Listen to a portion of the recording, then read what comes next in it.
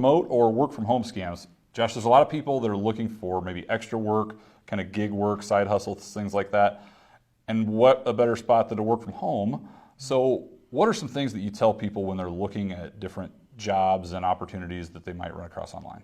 So one thing is that remote work has never been more popular than it is right now. And there are a lot of folks who are willing to look past certain red flags who might otherwise not if it was an in-person, in-office type opportunity. So one thing we'd recommend is if the operation involves reshipping type organization, that's something to be on the lookout for. We've fielded more than 24 reports just from Lincoln alone in 2024 involving reshipping type scams where somebody sends me a product, I unbox the product, I rebox the product, I send it on its way.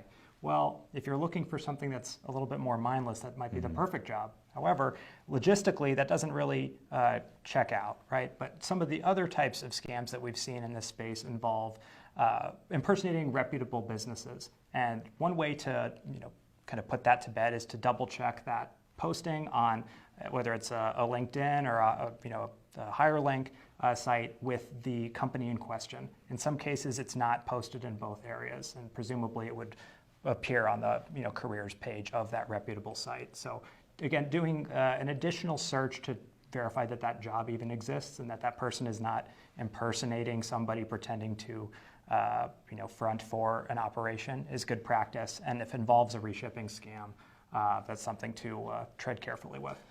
Is that something that's posted on your Scam Tracker app as well as far as some of those businesses? Maybe I have a job opportunity that I want to look at, but I could check the Scam Tracker app to see if maybe other people have had a negative experience applying for a job? It is. It's a very fantastic way to get a sense for what has been actually reported in the past, what to stay clear of. If there's an email address that's associated with that job posting, you can check that there too. But yes, there are some companies that are used time and time again and could be completely avoided if someone did a cursory search of that organization on their Scam Tracker app.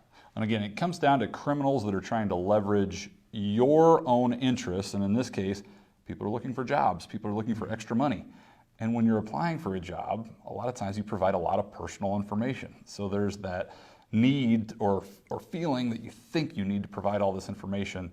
You really have to be careful who you're talking to. That's another fantastic point is social media or social security numbers rather being requested of applicants immediately.